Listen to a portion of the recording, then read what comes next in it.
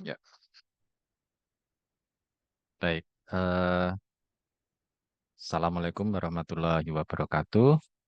Alhamdulillah, kita ketemu dalam kesempatan pada saat ini, walaupun mungkin masih dengan recorded ya, rekaman. Ya ini karena ada situasi sehingga kita tidak bisa bertemu tatap muka pada kesempatan pekan ini. Oke. Mas Mbak, eh, mohon nanti bisa disiapkan, eh, menyiapkan diri dalam rangka untuk belajar mengikuti materi ini. Materi nanti akan di-share dalam dua bentuk. Yang pertama adalah rekaman video ini. Jadi nanti teman-teman mahasiswa bisa mengikuti materi penjelasannya secara lisan. Ya, yang kedua nanti eh, file presentasi pun juga akan kami bagikan. Nah, nanti silakan dipelajari. Nah, nanti di sesi terakhir, di bagian yang lain nanti akan ada latihan, ya mohon nanti bisa juga diikuti dengan sebaik-baiknya. Baik, ini adalah pertemuan yang kedua, melanjutkan pertemuan pertama pekan lalu tentang pengantar metode riset, ya. Sebelum kita berlanjut lebih jauh, mari bersama-sama kita awali pertemuan pada saat ini dengan membaca basmalah. Bismillahirrahmanirrahim. Semoga eh, mendapatkan manfaat dari kuliah ini. Oke,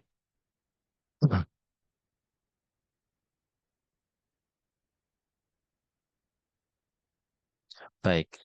Pekan lalu kita sudah mendiskusikan sedikit mengenai bagaimana critical thinking dan creative thinking itu sebenarnya berperan besar dalam rangka mendukung kesuksesan kita, kalian, ya, dan banyak orang sukses di dunia ini yang mengandalkan pada dua hal ini ya, creative thinking dan critical thinking. Jadi menjadi dua skill utama bagaimana seorang sukses di dunia ya. Lalu critical thinking ini khususnya akan berkaitan dengan bagaimana kita mengambil keputusan terhadap beberapa permasalahan yang kompleks, bagaimana mengambil problem solving atau meningkatkan kemampuan kita untuk menyelesaikan permasalahan. Itu saja juga berkaitan dengan eh, kemampuan kita melakukan riset. Nah, yang keempat ini menarik juga rupanya berkaitan lagi dengan kreativitas. Dan yang terakhir sebenarnya adalah untuk dalam rangka mendorong pemasaran kita. Dan ini juga nanti berkaitan dengan juga kreativitas, lalu memunculkan ide-ide baru terkait dengan eh, gagasan-gagasan atau permasalahan-permasalahan yang ada di sekitar kita. Pekan lalu kita sudah bicara tentang pengantar penelitian dalam arsitektur, ada paparan umum dan sebagainya. Ya, ini sudah kita lewati. Nah, eh, pada pekan ini kita akan bagi menjadi tiga bagian. Pertemuan yang pertama atau bagian yang pertama nanti kita akan bicara tentang penelitian dalam arsitektur secara umum. Nah, eh, pada saat kita, mengapa sih penelitian itu penting?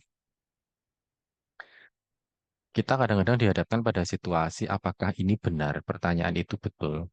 Dan misalnya ada sebuah fenomena, kita mendapatkan kabar di berita itu ya, di media sosial mengenai satu isu, satu fenomena tertentu. Apakah lalu berita itu betul?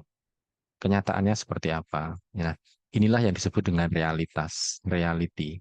Nah, di dalam konteks penelitian, ya, critical thinking tadi, realitas itu berkaitan dengan kualitas sesuatu untuk menjadi real atau nyata, atau ya mungkin eh, berkaitan juga dengan real event, entity atau state of affairs. Jadi eh, sebuah apa ya namanya eh, kenyataan yang memang itu betul-betul terjadi.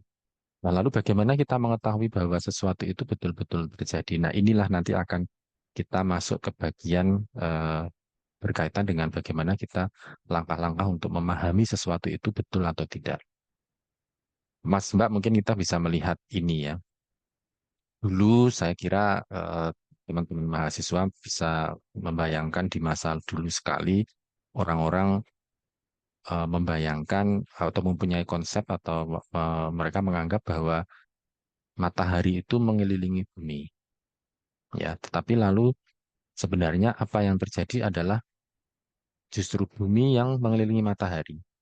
Ya, jadi matahari menjadi pusat tata surya yang lalu dikelilingi oleh planet-planet yang lain dan seterusnya. Nah, ini adalah realitas bahwa ada orang-orang yang berpendapat bumi itu sebenarnya dikelilingi matahari atau matahari yang mengelilingi bumi. Itu adalah pandangan yang lain gitu ya. Tapi ini secara realitas sebenarnya adalah sesungguhnya justru sebaliknya matahari yang dikelilingi oleh planet-planet ini. Nah, bagaimana untuk kita memastikan bahwa realitasnya demikian? Nah, ini adalah penelitian itu ya. Di sisi yang lain, mungkin kita bisa melihat gambar ini ya, Mas Mbak. Apakah lalu tempat ini sebuah tempat yang nyaman gitu ya? Saya punya cerita personal yang sering saya alami pada saat misalnya saya melakukan perjalanan lalu harus menginap di sebuah hotel dengan kamar bahkan sebagus ini sekalipun gitu ya. Eh, Orang mungkin akan melihat bahwa tempat ini nyaman gitu ya. Tetapi bagi saya, dan itu terjadi di setiap malam pertama saya menempati tempat kamar tidur seperti ini, saya tidak bisa tidur dengan nyenyak. Jadi ada secara psikologis saya merasa gelisah dan sebagainya. Dan saya pernah lalu menceritakan ini kepada teman-teman yang lain, lalu mereka mengkonfirmasi bahwa mereka juga mengalami hal yang sama, bahwa di setiap mereka berada di tempat yang baru itu mereka tidak bisa istirahat dengan nyenyak seperti halnya kalau kita tidur di rumah. Walaupun mungkin rumah kita itu tidak sebagus ini, tidak senyaman ini. Nah, artinya apa? Nyaman atau tidak nyaman itu menjadi satu hal yang realitasnya demikian. Nah, lalu mana yang betul? Apakah kamar ini nyaman atau kamar ini tidak nyaman? Nah, ini yang menjadi diskusi yang nanti akan berkaitan dengan bagaimana kita melihat sesuatu itu secara realitas itu betul atau tidak betul gitu ya. Jadi kita melihat bahwa di dalam konteks contoh yang pertama tadi ya, eh, ada tata surya yang berpusat kepada matahari dan yang di bawah itu ada sebuah kamar yang kita melihat secara fisik itu sebenarnya kamar yang bagus, yang nyaman, tetapi secara psikologis sebenarnya tidak tentu semua orang bisa merasa nyaman di situ. Nah, ini adalah berkaitan dengan realitas tadi. Jadi dalam konteks ini realitas merupakan sesuatu yang ada dan terjadi di dunia ini, baik yang dapat kita lihat, kita dengar, kita sentuh maupun yang tidak bisa kita rasakan secara langsung. Misalnya apa pikiran, emosi atau konsep ya. Nah, dalam konteks filsafat, realitas itu lalu bisa didefinisikan dalam dua perspektif ya, dalam dua eh, pandangan yang berbeda. Yang pertama adalah realitas objektif. Realitas ini dianggap ada secara independen dari persepsi atau kesadaran manusia. Seperti tadi contoh yang ditunjukkan oleh matahari ya sebagai pusat dari tata surya, bumi dan planet-planet lain itu mengelilingi matahari. Itu adalah fakta objektif yang terlepas dari pendapat orang apapun, fakta itu adalah benar ya. Nah, dalam penelitian mereka yang percaya pada realitas semacam ini yang objektif itu biasanya memang cenderung menggunakan metode-metode kuantitatif untuk mengukur dan atau membuktikan fenomena tersebut. Nah, nanti kita akan bicara lagi di belakang. Nah, yang kedua adalah realitas subjektif. Realitas subjektif ini adalah bagaimana seseorang merasakan atau mengalami dunia atau mengalami realitas gitu ya. Seperti tadi saya contohkan bahwa rasa nyaman itu ternyata subjektif karena bagi orang-orang tertentu gambar yang ada di sebelah gambar ditunjukkan gambar di sebelah kiri ini adalah gambar yang sangat nyaman. Tetapi bagi saya mungkin itu tidak terlalu nyaman. Saya lebih nyaman tidur di rumah dengan kondisi yang mungkin seadanya, tetapi secara psikologis saya merasa nyaman. Nah, ini lalu menjadi berbeda. Nah, pandangan seperti ini secara subjektif biasanya digali dengan metode-metode kualitatif untuk memahami pengalaman atau persepsi manusia yang berbeda. Ya. Nah, itulah yang lalu Mas Mbak dalam konteks penelitian sebelum kita nanti masuk ke bagian yang lebih eh, teknis ya, kita perlu paham bahwa ada falsafah atau paradigma penelitian yang itu mempengaruhi bagaimana kita melihat realitas itu. Ini saya kira menjadi satu bagian yang mungkin teman-teman mahasiswa di tingkat S1 eh, perlu paham gitu ya, perlu mengerti sampai dengan level tertentu, walaupun mungkin nanti di bagian eh, eh, mata kuliah ini itu nanti kita akan lebih fokus kepada bagian-bagian akhir yang bukan di sini. Tetapi bahwa secara filosofi itu ada tiga paradigma yang kita perlu paham. Yang pertama adalah ontologi, yang kedua epistemologi, lalu yang ketiga adalah aksiologi. Nah, ketiganya ini membentuk dasar filosofi yang memandu bagaimana lalu penelitian ini dirancang. Bagaimana kita melihat bahwa sesuatu itu faktual, secara realitas itu betul. Nah, paradigma ini nanti akan membantu peneliti untuk memahami dan menentukan bagaimana mereka atau kita itu mendekati fenomena yang akan kita teliti. Nah, dari konteks eh, ontologi merupakan falsafah penelitian yang concern atau yang fokus kepada bagaimana kita atau untuk memahami realitas yang diteliti. Secara realitas objeknya sendiri sebenarnya apa? Ya. Ontologi ini berkaitan dengan cara kita melihat atau memahami realitas yang mungkin itu setiap peneliti memiliki pandangan yang berbeda tentang apa yang ada di dunia ya. Nah, memahami ontologi ini penting karena menentukan apa yang kita anggap sebagai subjek penelitian. Nah, jika kita melihat realitas sebagai sesuatu yang objektif dan independen, mungkin kita akan cenderung menggunakan metode kuantitatif ya. Tapi sebaliknya, kalau sesuatu itu subjektif, mungkin kita akan melihat dengan cara yang lebih individu, yang lebih personal, dengan pendekatan-pendekatan yang kualitatif.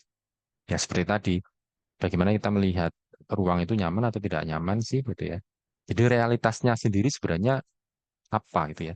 Kalau realitas itu faktanya bisa dipahami bahwa hmm, nyaman secara apa dari konteks suhunya nyaman, lalu mungkin dari penerangannya nyaman. Nah, itu berarti realitasnya adalah realitas yang bicara berkaitan dengan fakta-fakta yang objektif gitu ya.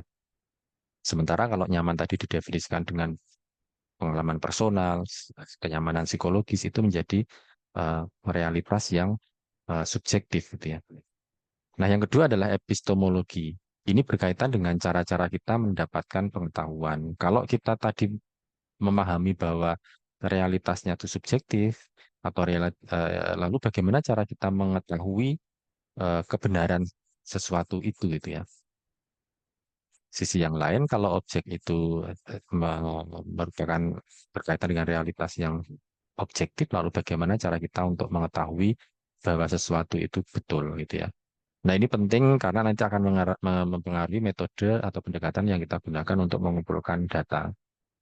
Nah, dalam konteks ini ada satu pandangan mengenai epistemologi positivistik. Ini adalah eh, apa orang-orang yang mempunyai pandangan seperti ini biasanya akan melakukan penelitian atau menggali pengetahuan melalui cara-cara pengukuran gitu ya, dengan survei, dengan pengukuran fisik dan sebagainya. Sementara kalau berpegang pada pemahaman epistemologi konstruktivistik, bahwa pengetahuan itu sebenarnya dibentuk oleh pengalaman manusia kepada dipengaruhi betul oleh subjek yang mengamati, yang merasakan gitu ya. Jadi yang satu fokus kepada objeknya, sementara yang satu kepada subjeknya. Nah, dia akan lalu menggali eh, apa namanya pandangan-pandangan subjektif itu melalui cara-cara yang eh, menggunakan misalnya wawancara, observasi dan sebagainya. Nah, yang ketiga adalah aksiologi. Ini untuk memahami peran nilai dan etika di dalam penelitian. Nah, ini memahami aksiologi ini penting karena akan menentukan bagaimana cara peneliti itu berinteraksi dengan subjek penelitian dan cara-cara interpretasi data itu akan dilakukan. Nah, ini melibatkan misalnya ya cara-cara menilai, meyakini penelitian dan yang bisa mempengaruhi kepada penelitian itu sendiri. Nah, sebagai contoh, dalam penelitian tentang ruang publik misalnya, aksiologi itu akan membantu peneliti mempertimbangkan nilai-nilai seperti inklusivitas dan keadilan, ya, kesetaraan di dalam menggunakan ruang publik, Nah, misalnya seperti itu. Apakah desain tersebut memperhatikan aksesibilitas bagi semua kelompok masyarakat? Nah, ini adalah nilai-nilai yang dibawa.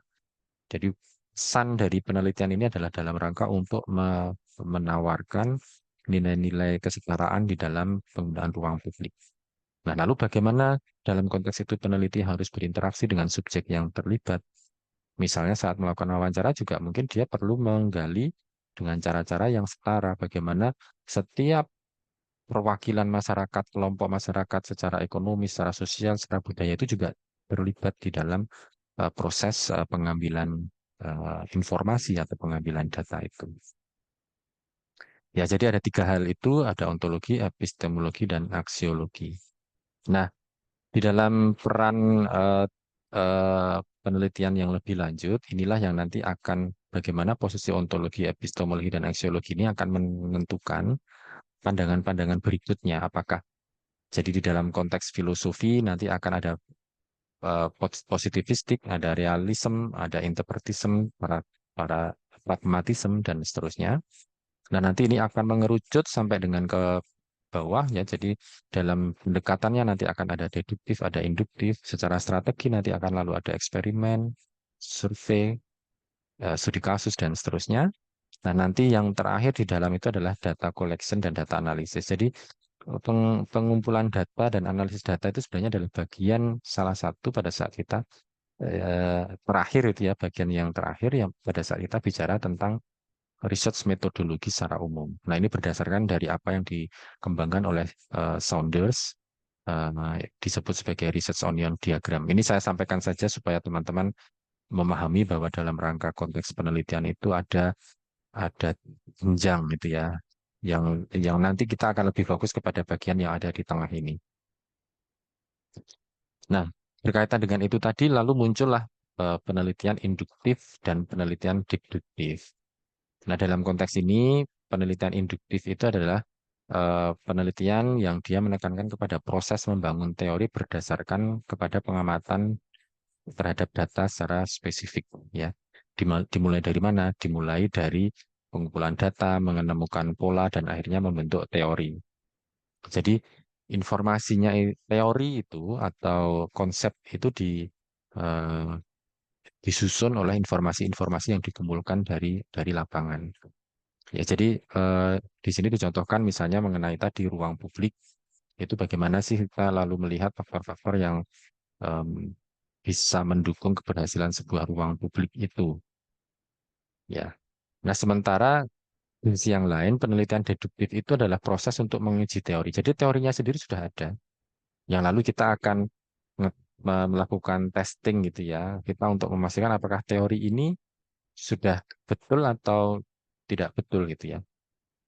Nah, yang nanti akan lalu kita apa namanya lihat dari sini mulai dari teori umum lalu kita akan merumuskan hipotesis yang lalu nanti diperlukan ada upaya pengujian terhadap hipotesis tersebut melalui data.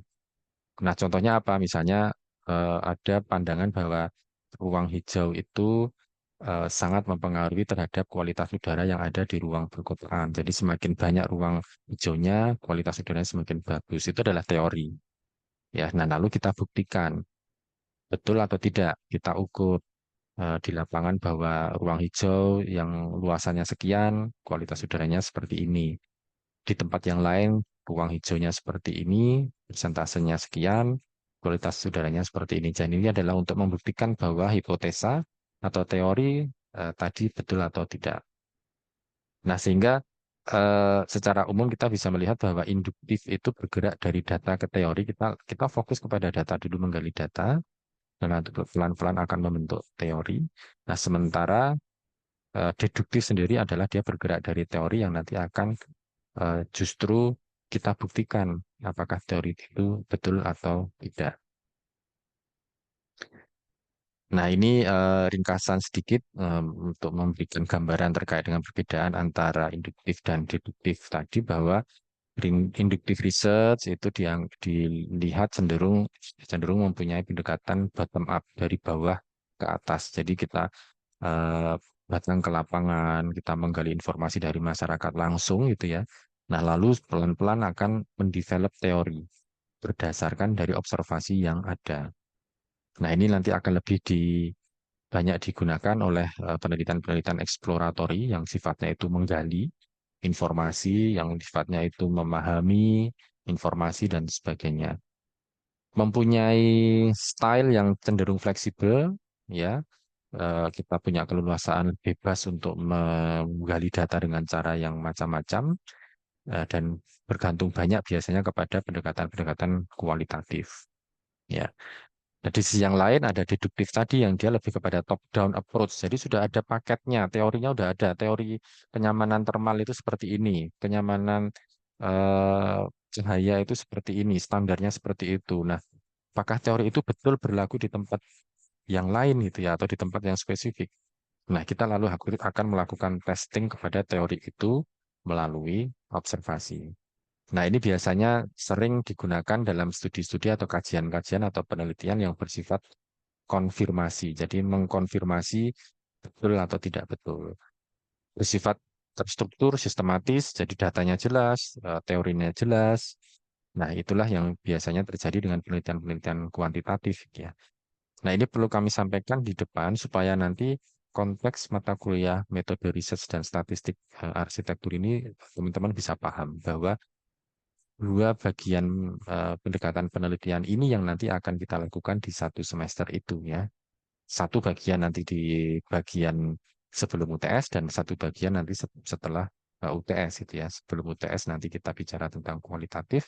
Nah, setelah UTS kita akan bicara tentang kuantitatif. Nah, sedikit gambaran juga ya kaitannya dengan metodologi dan metode. Kadang-kadang kita bingung metodologi itu apa sih?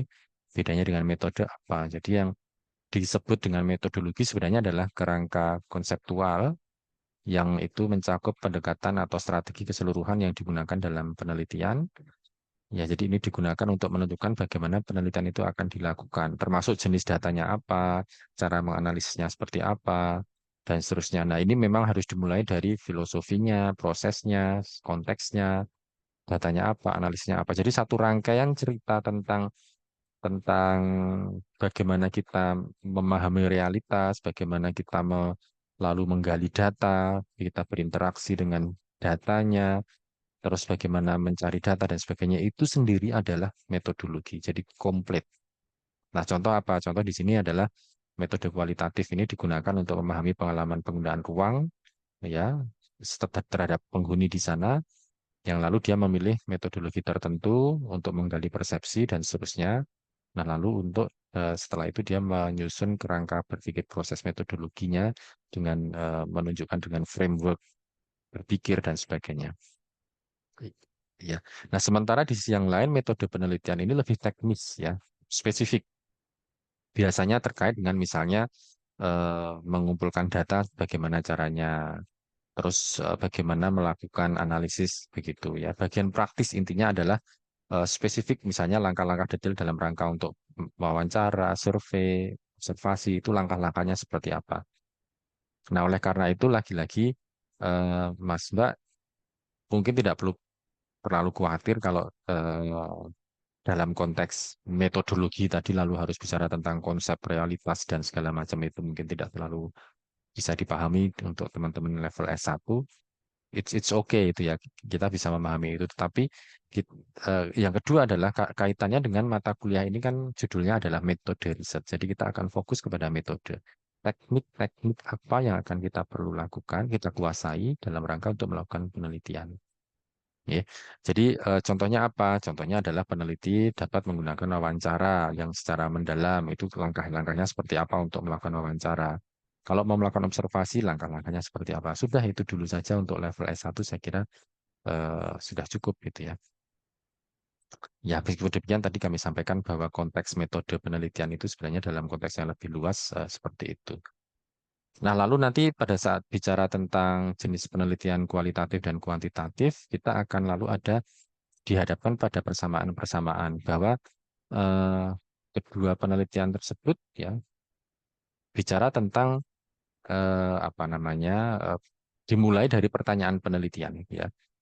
Jadi Kenapa sih kita mau melakukan penelitian ini? Ya, seperti tadi, kenapa ruang publik itu penting untuk diteliti? Apakah ada isu di sana? Isu itu apa? Apa yang terjadi? Apakah karena di sana sepi, tempatnya bagus tapi kok sepi? Itu mungkin bisa menjadi problem. Tapi di sisi yang lain, rame. Rame itu bisa menjadi isu juga. Kok bisa rame padahal tempatnya jelek, misalnya begitu. Ya. Nah, yang kedua adalah pengumpulan data. Dua-duanya melibatkan proses pengumpulan data walaupun berbeda prosedurnya ya. Nah, yang ketiga juga melibatkan sama-sama melibatkan analisis walaupun juga nanti akan proses analisisnya berbeda. Nah, yang keempat adalah untuk berkaitan dengan validitas atau reliabilitas. Maksudnya apa? Kita akan lalu perlu meyakinkan bahwa kita melakukan penelitian itu dengan cara yang betul. Ya, jadi berkaitan dengan validitas itu berarti datanya benar. Kalau kita bicara dengan validitas itu berarti kita bicara tentang faktanya memang itu gitu ya. Nah, kalau reliabilitas bagaimana? Kalau reliabilitas ini berkaitan dengan konsistensi hasil. Ya, jadi kita akan lalu memastikan bahwa prosedurnya itu seperti ini loh Pak, langkah-langkah untuk mengambil datanya. Kalau kita menggunakan cara-cara yang sama untuk penelitian yang lain itu nanti akan hasilnya juga sama. Nah, itu adalah reliabilitas, reliable. Ya, jadi konsisten. Nah, sementara dua penelitian tersebut, kualitatif dan kuantitatif itu ada juga perbedaannya. Yang paling menonjol sebenarnya adalah pada karakter datanya. Namanya saja kualitatif, namanya saja kuantitatif. Kuantitas itu berarti bicara tentang data, angka, numerik. Nah, itulah yang nanti akan lalu di semester ini, di setengah semester ini setelah UTS, kita akan belajar tentang itu, bagaimana menggunakan data-data dalam bentuk angka. Sementara datanya kualitatif itu akan lebih banyak data-data non-numerik. Apapun data itu tetapi bukan angka. Misalnya apa? Narasi, percakapan, foto, video, dan segala macam. Nah, inilah tadi yang lalu metode pengumpulan datanya bisa berbeda. Kalau yang data kualitatif itu ya dengan wawancara, dengan observasi, ada etnografi, ada studi kasus, dan seterusnya. Sementara kalau kuantitatif ya dengan survei, dengan eksperimen, pengukuran, kuesioner tertutup, dan seterusnya. Nah, hasilnya juga nanti akan lebih subjektif, yang kualitatif, sementara yang kuantitatif itu lebih objektif. Analisis datanya nanti lalu kita perlu melibatkan proses interpretasi terhadap wawancara. Wawancara ini maksudnya apa sih gitu ya. Nah, kita harus melakukan interpretasi. Sementara kalau kuantitatif ya biasanya dengan model matematika, dengan statistik dan sebagainya. Yang satu terstruktur, kuantitatif itu jelas, strukturnya jelas gitu ya. Sementara yang kualitatif itu sangat fleksibel sesuai dengan dinamika dari penelitian yang ada. Nah, seperti tadi kami singgung bahwa eh, secara pendekatan penelitian pun juga berbeda. Yang satu kualitatif itu lebih ke induktif, bagaimana membangun teori berdasarkan dari data. Jadi teori itu dikonstruksi atau dibentuk oleh apa yang kita hasilkan dari lapangan, sementara penelitian kuantitatif biasanya itu deduktif. Jadi menguji hipotesis yang ada. Nah, tujuannya berbeda. Untuk yang kualitatif mempunyai tujuan untuk memahami fenomena, menggali, mendalami fenomena yang ada. Sementara yang kuantitatif dia memang cenderung mengukur, mengkonfirmasi, menganalisis variabel yang sudah ada dengan metode-metode analisis yang melibatkan angka seperti statistik, pemodelan, dan sebagainya. Nah, berikutnya adalah bagian kedua. Ini bicara tentang desain penelitian dan metodologi yang lebih teknis, ya. Yang pertama berkaitan dengan pertanyaan penelitian dan hipotesis. Nah, pertanyaan penelitian ini perlu dimunculkan dalam rangka untuk memandu peneliti untuk mencari jawaban atau pemahaman terhadap eh, apa yang terjadi dari fenomena arsitektur tertentu. Ya, seperti tadi saya contohkan, kita melihat satu fenomena eh, tempat ini ruang publik yang tempatnya nyaman, rindang gitu ya, lalu sejuk, fasilitasnya bagus, tapi kok sepi. Nah, pertanyaan penelitian itu penting untuk lalu kita munculkan dalam rangka untuk menjadi trigger pendorong bagaimana penelitian nanti akan kita lanjutkan gitu ya. Pertanyaan penelitiannya apa dalam konteks itu misalnya, mengapa tempat ini sepi? Atau mungkin apa yang terjadi dengan masyarakat di sekitar ruang publik ini, mengapa tidak menggunakan ruang publik ini gitu ya. Dan seterusnya. Jadi pertanyaan-pertanyaan penelitian itu yang nanti akan kita justru jawab melalui proses penelitian. Nah, yang kedua perlu juga dipahami ada istilah hipotesis ini ya. Nanti akan ketemu dengan istilah seperti ini. Ini adalah dugaan sementara yang akan diuji di dalam penelitian, terutama saat mencari hubungan atau pengaruh antar variabel dalam penelitian atau desain arsitektur. Nah, istilah hipotesis ini akan sering muncul dalam konteks penelitian-penelitian kuantitatif, ya. Jadi nanti kita akan lalu memunculkan itu. Kita akan lihat nanti di saat belajar tentang statistik. Nah, yang pertama ini berkaitan dengan pertanyaan penelitian tadi. Pertanyaan penelitian menjadi inti dari sebuah penelitian yang menentukan apa yang ingin kita ketahui atau pahami lebih lanjut, yang biasanya bisa muncul dari permasalahan atau fenomena yang ingin kita teliti. Nah, lebih baik memang fokus ya, jadi fokus dan spesifik. Nah, langkah-langkahnya apa untuk merumuskan pertanyaan penelitian ini? Nah, yang pertama misalnya melakukan identifikasi masalah atau fenomena apa. Ya, seperti tadi contohnya, ruang publik di perkotaan itu efektif nggak? Dia kenapa sih kok ada situasi seperti ini? Jadi fenomenanya dulu kita definisikan apa-apa yang terjadi di sana. Nah, lalu setelah itu kita melakukan tinjauan literatur. Kira-kira pada saat melihat ada fenomena ruang-ruang publik yang dia bukan sukses ya, didesain dengan sangat bagus tetapi kok tidak banyak termanfaatkan, kita perlu melihat di literatur yang ada itu apa saja yang relevan dengan eh, desain-desain ruang publik seperti itu. Untuk apa? Untuk dalam rangka melihat gap atau celah atau peluang untuk lalu mencari jawaban dulu dari aspek eh, kepustakaan itu terkait dengan kasus atau fenomena yang terjadi. Nah, yang ketiga adalah menentukan fokus atau tujuan. Ini terkait dengan apa yang ingin kita ketahui, misalnya apakah kita ingin memulai dengan pertanyaan bagaimana atau pertanyaan mengapa. Ya, mengapa misalnya tadi, mengapa tempat ini bagus tapi sepi? Mengapa tempat ini bagus tapi orang-orang tidak menggunakan? Nah, berarti kita nanti akan menggali pertanyaan untuk mencari alasan, eksplanatif, penjelasan ya, yang menjawab kepada pertanyaan itu. Atau bagaimana? Misalnya, eh, bagaimana sebenarnya eh, apa namanya sesuatu ruang publik ini digunakan oleh masyarakat, ya. Nah, nanti lalu kita mendeskripsikan di sana. Nah, yang terakhir adalah merumuskan pertanyaan secara spesifik yang berkaitan dengan fenomena tersebut, gitu ya. Tadi misalnya mengapa atau bagaimana dan seterusnya. Ya, baik. Eh, nah, yang berikutnya yang kedua adalah hipotesis, ya, merupakan pernyataan yang menghubungkan dua variabel atau lebih yang dapat diuji kebenarannya. Jadi hubungan antara dua variabel itu apa misalnya? Misalnya ya tadi eh, bahwa desain yang bagus selalu membuat eh, apa istilahnya itu ya lebih sering digunakan oleh masyarakat. Itu adalah dua variabel. Yang satu adalah desain bagus, itu variabel pertama. Yang kedua adalah penggunaan ruang publik itu oleh masyarakat. Nah, lalu kita akan melihat hubungannya apa betul hubungannya seperti itu. Dalam konteks contoh yang saya sebutkan tadi ternyata mungkin tidak berlaku. Kenapa? Karena tempatnya bagus tapi sepi. Ya. Itu seperti halnya kalau kita melihat ada beberapa rumah makan atau kafe yang baru didesain tapi kok desainnya bagus tapi kok nggak rame ya. Nah, apa yang terjadi dengan itu? Hipotesis seringkali digunakan dalam penelitian kuantitatif ya untuk menguji hubungan atau pengaruh dari elemen-elemen desain tersebut. Nah, langkah untuk merumuskan hipotesis ini adalah yang pertama mengidentifikasi variabel utamanya.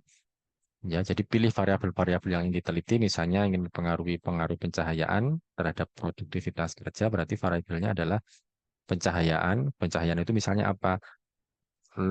Terang-terangnya cahaya, misalnya lumennya atau luxnya seberapa intensitasnya. Produktivitas kerja misalnya bisa diwakili dengan eh, seberapa lama dia bisa bekerja dengan maksimal gitu ya. Misalnya dia bisa kerja tahan sampai 5 jam nonstop tanpa istirahat. Ya, itu berarti produktif. Atau mungkin dia dalam konteks ini bekerjanya seringkali ada harus break gitu ya. Misalnya setiap setengah jam dia istirahat, setiap setengah jam dia kecapean, dia harus istirahat dan seterusnya. Nah, yang berikutnya adalah proses membuat pernyataan yang bisa diuji. Jadi ini adalah hipotesis harus berupa pernyataan yang diuji melalui penelitian. Contohnya apa? Peningkatan intensitas cahaya alami dalam ruang kerja akan meningkatkan produktivitas karyawan. Saya kira itu jelas ya, bahwa kalau cahayanya alami itu semakin besar, karyawan akan semakin produktif bekerja. Nah, jika sudah, nanti hipotesis bisa disederhanakan menjadi apa? Biasanya lalu bisa dijelaskan dengan rumus atau diagram tadi bahwa cahaya alami tanda panah produktivitas karyawan gitu ya. Nah, ini ada beberapa contoh yang di sini bisa disebutkan, misalnya penggunaan warna pada fasad untuk meningkatkan persepsi positif terhadap pengunjung, atau ruangan dengan ventilasi silang yang akan meningkatkan kenyamanan termal dan sebagainya. Yang berikutnya terkait dengan desain penelitian, ada penelitian eksploratif, ada penelitian deskriptif, dan penelitian eksplanatori. Jadi penelitian ini memang nanti akan dapat membantu peneliti arsitektur dalam memahami berbagai fenomena dari berbagai sudut pandang. Nah, untuk apa? Untuk dalam rangka bisa menjelaskan hubungan antar elemen desain itu. Jadi secara sederhana, kalau penelitian eksploratif itu explore ya, bahasa Inggrisnya explore itu ya. Nah, fokusnya adalah untuk menjelajahi, menggali informasi apa yang terjadi di lapangan dan seterusnya. Punya tujuannya apa? Tujuannya adalah untuk menemukan ide. Idenya apa? Nah, seperti contoh tadi, menggali informasi atau interaksi di ruang publik itu seperti apa.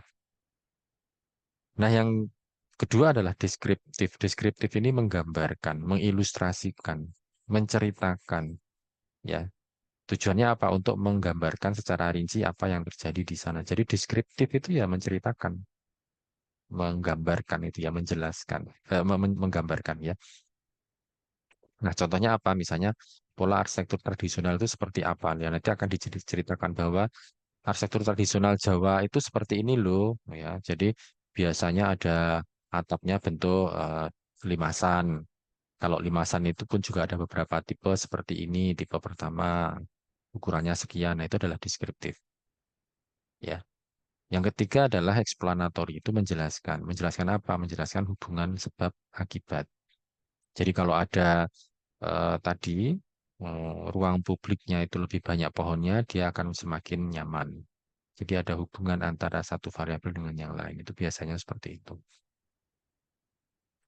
Nah, ini lebih lebih lanjut ya, penelitian eksploratif itu adalah bertujuan untuk menggali pengetahuan atau wawasan awal tentang sesuatu fenomena yang belum banyak diteliti. Ya, sebenarnya itu. Lalu fokus utamanya adalah untuk menemukan ide-ide atau pemahaman baru eh, yang biasanya itu kita belum punya informasi awal yang lengkap. Jadi fenomena baru atau suatu isu yang memang tidak ada presidennya, yang kita tidak tidak ada informasi sebelumnya itu ya. Nah, penelitian ini sering digunakan untuk memahami fenomena desain baru atau tren arsitektur yang masih dalam tahap awal pengembangan. Nah, contoh misalnya ya, di beberapa tahun yang lalu itu istilah biofilik muncul sering di dalam konteks penelitian tugas akhirnya mahasiswa ya. Lalu mahasiswa melihat menggali eh, biofilik itu sebenarnya apa sih? Kenapa? Karena sementara ini belum terdokumentasi dengan baik sehingga teman-teman mahasiswa harus menggali informasi-informasi yang ada ya. Oh, ya itu kira-kira eksploratif seperti itu. Nah, yang kedua adalah deskriptif. Ini berfokus untuk penggambaran secara rinci terhadap suatu fenomena atau situasi yang ada. Jadi tujuannya tadi memberikan gambaran, ya, gambaran tanpa harus memastikan hubungannya apa, tidak, karena memang misinya adalah mendeskripsikan, menceritakan. Ya, contohnya apa? Studi tentang tata ruang dan fungsi ruang publik di beberapa kota di Indonesia. Jadi penelitian ini dapat mendeskripsikan elemen-elemen desain penggunaan ruang, pola interaksi sosial yang terjadi di ruang ruang publik tersebut. Ya. Nah, ini adalah gambaran terkait dengan descriptive research dan itu juga bisa bisa melalui kuantitatif, bisa juga kualitatif ya.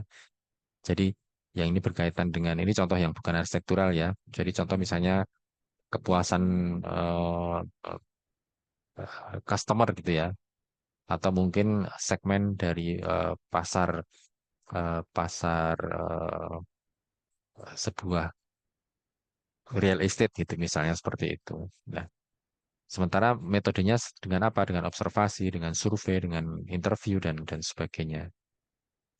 Maaf. Nah, yang berikutnya adalah penelitian explanatory. Ini tadi sempat kami singgung tadi ya, bahwa penelitian explanatory adalah penelitian yang menjelaskan hubungan antara variabel tertentu untuk mencari tahu penyebab dari sebuah fenomena itu apa. Jadi penelitian ini biasanya mencari hubungan sebab akibat atau bagaimana variabel tertentu itu mempengaruhi fenomena lain. Nah, jadi bisa dengan literatur review, dengan in-depth interview atau case study dan sebagainya. Penelitian ini contohnya adalah bagaimana kita melihat pengaturan pencahayaan alami di sebuah gedung kantor untuk melihat produktivitas karyawan dan sebagainya. Ya, kira-kira itu, Mas Mbak. Saya ada satu contoh sederhana yang pernah saya coba lakukan, bahwa ini kaitannya dengan penelitian dengan menggunakan data kualitatif. Jadi, penelitian ini saya lakukan di tahun 2014, ya sudah cukup lama. Mengambil datanya itu terutamanya adalah interview, ya. Interview tadi karena interview ya tidak bukan bukan angka, jadi kualitatif terhadap 42 orang. 42 orang ini berbagi atau mewakili wilayah, tiga kota di Solo, di Poso, dan di Sambas. Yang masing-masing juga itu mewakili perwakilan dari kelompok profesi atau kelompok sosial. Ya, jadi eh, penelitian ini berkaitan dengan tema urban development response, jadi respon dari pembangunan perkotaan terkait dengan social diversity dan potensi konflik di Indonesia. Jadi di tahun awal 2000 itu sebenarnya terjadi kerusuhan yang melanda Indonesia di beberapa kota, ya, termasuk tiga di antaranya adalah Poso, Solo, dan Sambas, ya. Nah, tetapi sampai dengan tahun 2014 saya melakukan penelitian itu, kota-kota itu sepertinya tidak tidak berubah, ya, tidak berubah banyak. Jadi masih masih begitu-begitu saja, ya. Nah, jadi penelitian ini menggunakan terutamanya adalah interview. Oke, jadi hasilnya lalu apa? Hasilnya juga ditunjukkan secara secara kualitatif. Jadi tidak dengan angka, tapi dengan visual, dengan gambar dan sebagainya. Bisa bisa demikian gitu ya. Nah, nanti cerita tentang ini kita kita bahas di kesempatan yang lain. Nah, jadi kira-kira begitu, Mas Mbak. Inti dari perkuliahan ini sebenarnya adalah untuk memberikan gambaran, wawasan terkait beberapa terminologi, beberapa istilah yang sering muncul pada saat kita berdiskusi terkait dengan metode penelitian atau penelitian itu sendiri. Seperti tadi diawali dari depan tadi mengenai pemahaman terhadap apa sih sebuah realitas itu atau reality itu atau fakta itu apa. Apakah ini benar atau tidak benar? Nah, itu berkaitan dengan nature atau karakter dari bagaimana si realitas itu didefinisikan. Nah, dari apa? Dari falsafah penelitian tadi secara ontologi bahwa objek ini benar mengikuti realitas yang mana gitu ya. Nah, lalu eh, beranjak dari situ ada epistemologi ya. Jadi bagaimana kita tahu bahwa itu betul? Kamu kok tahu kalau ini betul gitu ya. Nah, itu bagaimana kita mengetahui itu? Nah, lalu nanti akan ada pendekatan-pendekatan penelitian yang lain, ada induktif, ada deduktif. Nah, ini berkaitan dengan apa namanya, cara-cara kita menggali informasi itu dan seterusnya sampai nanti kita akan bicara tentang metodenya, akan bicara tentang datanya dan sebagainya. Nah, nanti di bagian kanan inilah yang kita akan fokus di mata kuliah ini ya. Jadi teman-teman nanti mungkin yang akan mengambil S2, S3 bolehlah memahami bagian kiri itu lebih baik gitu ya. Ini saya mengantarkan sedikit saja, tapi kita akan fokus ke bagian yang belakang ya, bagian metode, sumbernya, cara analisisnya dan seterusnya. Oke, jadi mengulang lagi bahwa dari sisi filsafat penelitian, tadi ada bicara tentang metodologi, ada metode, bahwa metodologi itu bicara tentang kerangka berpikir yang lebih luas dan filosofi penelitian yang mendasari keseluruhan pendekatan penelitian itu, sementara metode itu bicara tentang teknik yang spesifik, ya. Misalnya apa? Misalnya dalam rangka menyusun wawancara itu bagaimana caranya, bagaimana bicara dengan orang, bagaimana melakukan eh, membuka diskusi dengan responden dan sebagainya itu adalah metode. Nah, masih berkaitan dengan filsafat penelitian tadi ada ontologi, ada epistemologi, ada aksiologi. Yang ontologi itu berkaitan dengan hakikat realitas, apakah itu subjektif, apakah itu objektif. Lalu epistemologi itu berkaitan dengan hakikat pengetahuan atau cara kita mendapatkan pengetahuan itu, memastikan bahwa bagaimana kita tahu bahwa ini eh, cara kita itu adalah betul gitu ya. Yang ketiga adalah aksiologi, ini peran nilai di dalam penelitian, bagaimana keterlibatan kita sebagai peneliti itu di dalam proses penelitian itu gitu ya. Lalu yang ketiga, kita akan berkaitan dengan pendekatan penelitian. Ini ada deduktif dan induktif. Deduktif tadi adalah menguji teori melalui hipotesis yang biasanya lalu dilakukan dengan penelitian-penelitian kuantitatif ya. Tidak selalu begitu ya, tetapi sering sering demikian ya. Lalu yang kedua adalah penelitian induktif dalam rangka untuk membangun teori dari apa informasi yang kita gali dari lapangan, dari kasus yang kita lihat, lalu menyusun teori ya. Nah, yang keempat adalah penelitian kualitatif dan kuantitatif. Ini bicara tentang metode sebenarnya, atau terutamanya adalah data. Jadi kualitatif itu adalah data yang non-numerik, data yang bukan angka, bisa tekstual, bisa visual, bisa suara, dan sebagainya, dan sebagainya. Fokusnya adalah untuk dalam rangka memahami makna, pengalaman, dan konteks. Eh, Bisa digali informasi ini melalui metode wawancara, observasi, studi kasus, dan sebagainya. Ya, yang kedua adalah data kuantitatif. Ini biasanya datanya dalam bentuk angka, numerik, lalu bisa di apa, analisis dengan cara-cara pemodelan matematika, statistika, dan sebagainya. Fokusnya biasanya mengukur variabel, menguji hipotesis. Metodenya adalah dengan survei, metode mencari datanya ya, dengan survei, dengan eksperimen, dengan analisis statistik, dan sebagainya. Nah, keduanya sama-sama menjawab pertanyaan penelitian dan bisa digabungkan ya. Dalam konteks ini ada dua penelitian yang dia menggunakan dua-duanya, kualitatif dan kuantitatif, untuk saling mengkonfirmasi bahwa faktanya ini betul, bahwa realitas ini betul ya. Jadi semakin kuat yang disebut dengan mix method. Nah, yang berikutnya adalah penelitian itu bisa kita desain dengan cara eh, eksploratif ya, untuk menggali eh, fenomena yang terutama baru, atau deskriptif menggambarkan karakteristik atau fungsi atau fenomena yang ada, atau explanatory untuk menjelaskan terutama adalah hubungan sebab akibat. Ya, jadi nanti akan lalu mempengaruhi bagaimana kita mendesain eh, cara-cara mencari datanya, melakukan analisis dan seterusnya. Saya kira itu Mas Ba, apa namanya, kuliah atau diskusi awal terkait dengan eh, riset metode itu atau metode metode penelitian.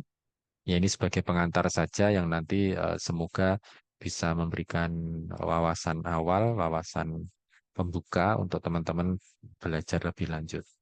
Ya, ini adalah beberapa referensi yang bisa dilihat lebih lanjut. Ya, jadi ada dari John Creswell terkait dengan research design, lalu ada dari Marco Frascari ini berkaitan dengan apa namanya, contoh-contoh ya. Terus ada juga dari Linda Groot dan David Wang, ini ada architectural research method, ini sering digunakan oleh teman-teman riset peneliti, dan juga ada dari Norman Denzin dan Yvonne Lincoln. Ini ada Handbook of Qualitative Research. Ini juga menjadi buku yang sering digunakan oleh peneliti.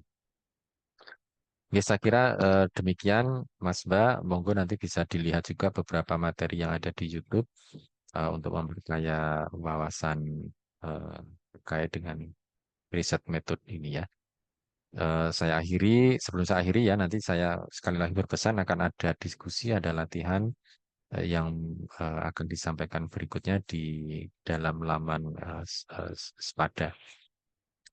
Oke, terima kasih banyak. Kita akhiri dengan baca hamdalah. Alhamdulillahirobbilalamin. Bila taufiq wal hidayah. Assalamualaikum warahmatullahi wabarakatuh.